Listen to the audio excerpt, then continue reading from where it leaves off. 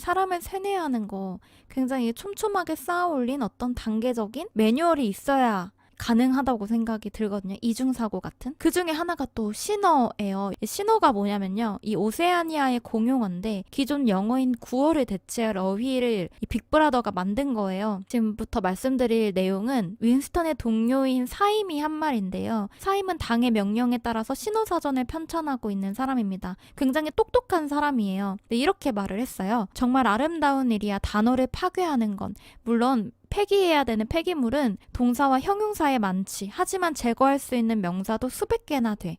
사실 다른 단어의 반대 의미일 뿐인 단어를 정당화할 구실이 어디에 있어? 단어 자체에 그 반대 의미가 들어있는데 말이지.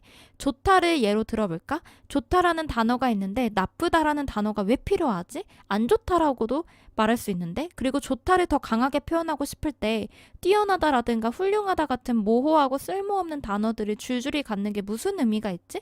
플러스 좋다, 플러스 좋다 이렇게 강조하면 되는 걸? 이라고 얘기를 해요. 그러니까 결국 신어는 단어를 삭제하는 일이거든요. 이게 국민들을 굉장히 멍청하게 만드는 일인 거죠. 저는 제가 쓰고 있는 언어에 대해서 한 번도 이렇게 진지하게 생각을 해본 적이 없어. 그냥 우리 모국어기 때문에 태어나면은 당연하게 습득을 하는 거잖아요. 근데 이 언어라는 게 굉장히 갖고 있는 의미가 많더라고요. 나의 생각을 누군가에게 표현을 하는 거고, 근데 나의 생각을 내가 스스로 납득하는데도 이 언어가 쓰이는 거예요. 근데 내가 쓸 수 있는 단어가 한계가 있다고 한다면 이 생각도 굉장히 작아질 수밖에 없는, 팽창할 수가 없거든요.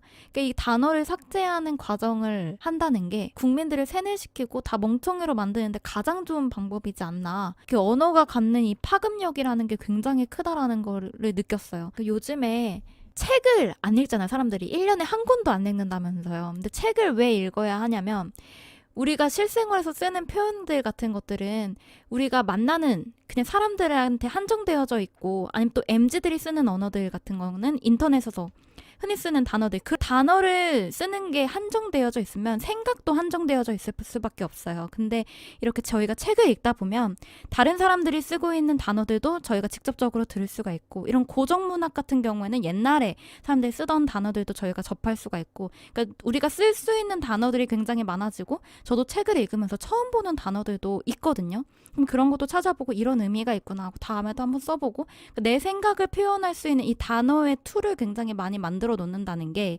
나의 생각이 확장되는데 굉장히 도움이 많이 되는 것 같아요. 근데 책을 읽지 않는다는 건 이 생각이 굉장히 편협해지는 거죠. 결국 이 신어를 쓰는 것하고 다를 바가 없어지는 거예요, 점점. 그래서 여러분들 책을 읽어야 됩니다.